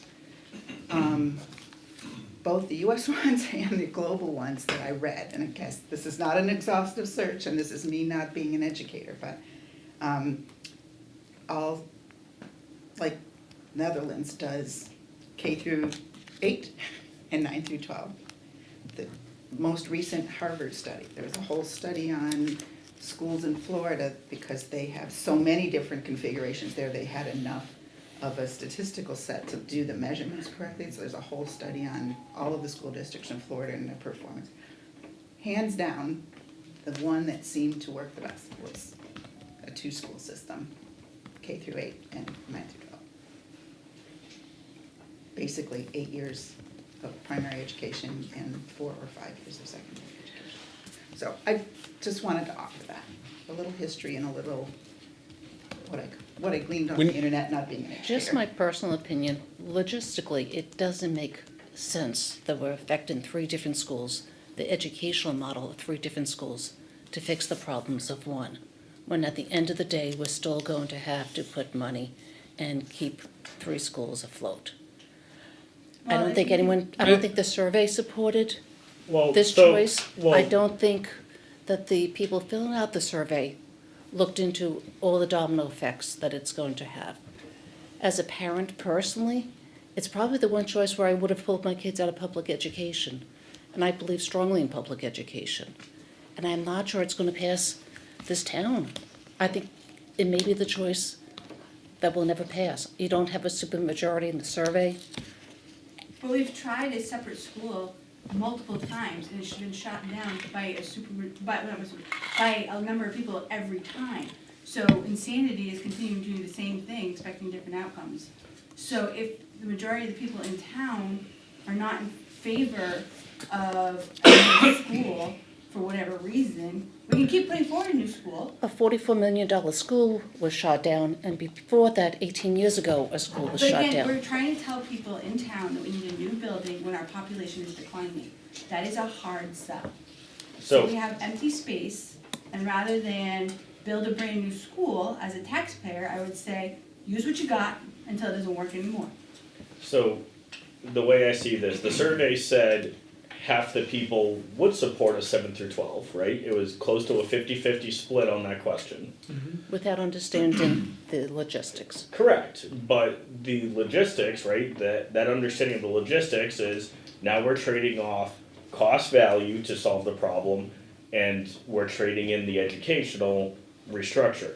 It's not a plus or a minus in either way for the educational value.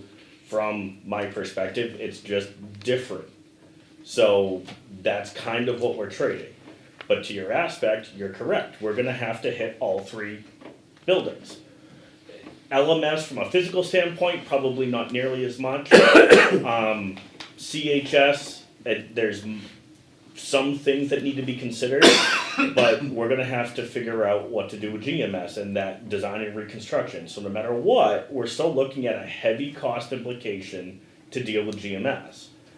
But it does solve, I'll say, the potential capacity concerns of GMS and LMS, and it better utilizes per populace, right, per student, per person in the building, it's more efficient. So, again, considerations to look at.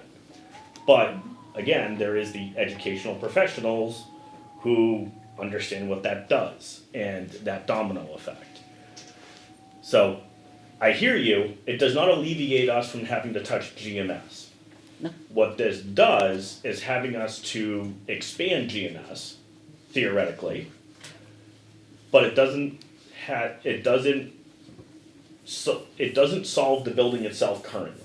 But you have two other options that only affects GMS without affecting two other schools. With a potential massive cost impact. True. The So trade-off. that's this balance, right? That's the balancing act that we're trying to figure out and go through. But Right, which to me is why, like, in my personal opinion, like, I'm kind of with you, right? This impacts 3 different schools, 3 different learning environments, not just cost-wise and structure-wise, but it impacts literally now the whole town and every student in the school system. And based off those survey results, it's one of the lower preferred options. especially in the it was 50-50. Right, but compared to some of the other options that were 80-20. Right. And there were some other options that were 20-80. So Yeah, I mean that it's, to me, it sits right in the middle. Well, we have to also consider who actually filled out the survey. If we say that we're all gonna go fully survey, No, and then if we go It's a full tool, right? It's a tool, right? It's a tool combined But with so all the different Not only do we things. have to have parent buy-in, we have to have buy-in of frankly, the majority of the town who doesn't have kids in school. Right. So while parents may have a preference, they need support from non-parents.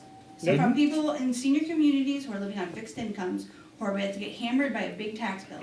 You need their input. I mean, the other thing that I look at is, and this is where I agree, if you read the comments, right, of that survey, vast majority said, do not move 7th and 8th in the comments. Right. But at the same time, question 3 is, why did warrant article 1 fail? If you weed through all of the other sample inputs, cost increase. I'm gonna say though, the question was, why do you think it failed? I answered personally, I think it failed because of the cost. I didn't vote against it, but the reason I do think it failed was the cost. Yeah. But that doesn't say that the people who agree that the cost was the issue, actually gonna vote for or against it. I understand, but if we're talking about cost as being the biggest drivers to why the school failed, then we also have question 2 that says cost needs to be equal value to educational. Then the way I look at it is, if I combine all of the ones that say taxes or increase or the cost of the building, it all came down to cost and the impact to the individual taxpayer. All of those solidify down to the individual taxpayer cost increase. That to me says creating a 7 through 12 is a equal part and should be considered by the committee, not saying by the school board and what we put forth, but we shouldn't discount it because it has a potential lower cost impact than if we had to build a new school or renovate with a massive addition. I would argue that we have to come up with the right price point where people can live with it. But we didn't ask that question because people didn't want that question. I agree with you. However, if we can lower the price point, and we will lower the price point for 44 million to potentially in the mid-20s, and give away some of our wants. Yeah, it's. We don't affect the whole educational milieu of the town. Well, we still haven't even got into the discussion of what can you do with GMS now that we have 2 reports that give us a path for repairs. We already talked about that. So to hedge that, since we got about 8 minutes left, what I will agree with is, fine, we've got a report that says we can fix GMS for a few million. The problem is it does not address any of the educational concerns or the operational concerns that Dan Mitchell has on it. I fully disagree. I don't. Well, I'll tell you why. I'll give you, I have spent a lot of time trying to find where you can see a direct correlation between investment in a new school and improvements in grade, test scores or proficiency. The only one I could find that supported that is a report that was done in 2023 that looked at 15,000 bond bills. And they identified that, yes, there was benefits if you spent money on HVAC, lighting, and noise reduction. But if you looked into the report, the irony of it is it only applied if there was a school that had low socioeconomic situation, i.e. a school that was desperately bad. In high socioeconomic conditions where we are, actually the results went down. I don't know why, but they did. The point being is I can't find anything that justifies if you build a new school, your test scores are gonna go up. But is that our goal? I don't Yeah, think but- anyone said that. Yeah. But is that our goal, no one though? said Can I that. chime in real quick, Dan? Yeah, First and foremost, when we talk about, one thing that we need to be careful of is we have a bunch of educational professionals that, in the room, that we're gonna rely on for educational impact. I don't think the rest of us really have any particular knowledge about educational impact. So if our educators in the room are saying, here's the educational impacts, I really don't think we have really any business to be saying, well, I don't agree with you on this, unless there's really truly, good evidence on that.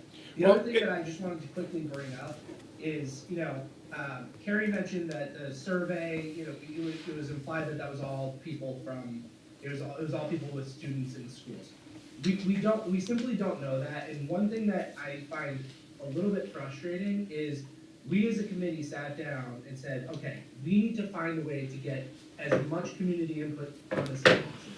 And I felt like we agreed that we did everything that we could possibly do how to get this in front of as many people as possible. So for us to now say, well, we're gonna actually heavily discount the surveys because it's telling us something that we personally don't think is indicative of what the community at large wants, is really counterproductive, because that was not what we were doing in the beginning. What we agreed to do was to create a survey and to work as a committee to try to get as much information as possible. Now, would it have been nice if we got 3,000 responses? Absolutely. But I don't think that we should be discounting what we got for survey responses, or, simply suggesting that these are all just parents. I mean, were there probably a lot of parents? Sure, but we have no idea of measuring that, so I don't wanna discount the information, say that it doesn't reflect other people in town that don't have students. So to respond to that, I think we have to be cognizant of the information. Yes, we did everything we could to get input from people. But the simple reality is that people who are gonna vote no matter what, are not incentivized to fill out a survey.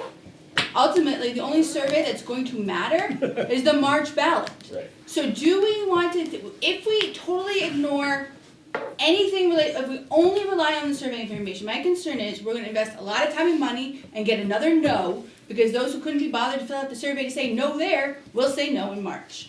So, Yeah. we can go totally on the survey results, absolutely, and face the likelihood of getting shot down. Or we can say, we have a good information from this town, we know that there's a good number of people who support this. If I feel that if my personal belief is that it's weighted towards one side, and a good number of them support, say, consolidation, and everybody else votes no because of the money, but you can demonstrate you're gonna save money in some way, they're gonna vote yes. So you cannot completely discount who filled it out. You should take into consideration who filled it out, but you should take into consideration the information that's presented. Because if I'm a no, I have no incentive to fill out your survey. I'm not gonna help you change my mind.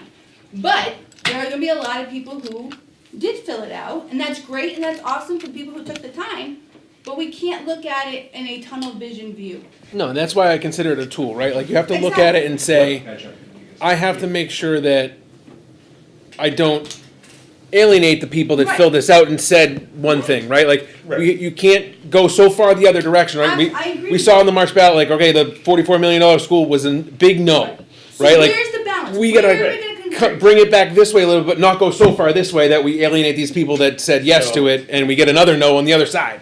So, go ahead, Brian. I'm gonna stop on the survey for a second, because it's almost 7:30. The school board is my boss. Absolutely. And the boss said, last meeting, this committee needs a decision by March. Yep. On some sort of direction and stuff like that. I think today was a good meeting that we talked about what 7th and 8th grade and give you a big overview of what that is. Mhm. I think what this committee needs to answer, the question you need to answer is if you could snap your fingers and do all the repairs that are on the on-site, insight report, the H alternate report, they're saying the same things. To bring it, we keep saying good repair. If you could snap your fingers tomorrow and that got done, would you consider the work at GMS complete? Because that is the question of what you need to do. Because if you say it's complete, then that's what we gotta do. But and you're not factoring in any educational needs or anything like that, as a committee, if you feel that way, then that's the direction that has to be happening.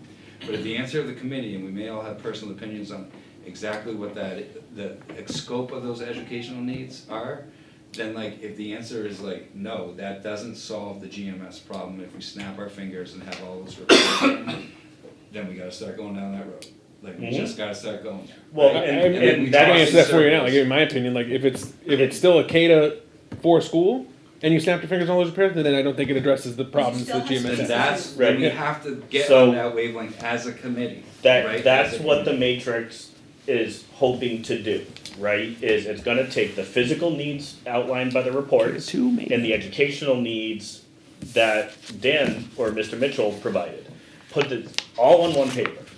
And then it puts it all in one matrix and says, out of all these different options, right, there's 3 from the survey. Is that on the drive for everyone to see? It is on the drive, I can link it, and get it there, but it puts it, all the different options, we can even include the ones on the fringes, like $50 million school or repairs only that, you know, and go down that path, and we can look at which one checks the boxes. If we weigh physical and educational needs, which ones for GMS, which options check the most amount of boxes.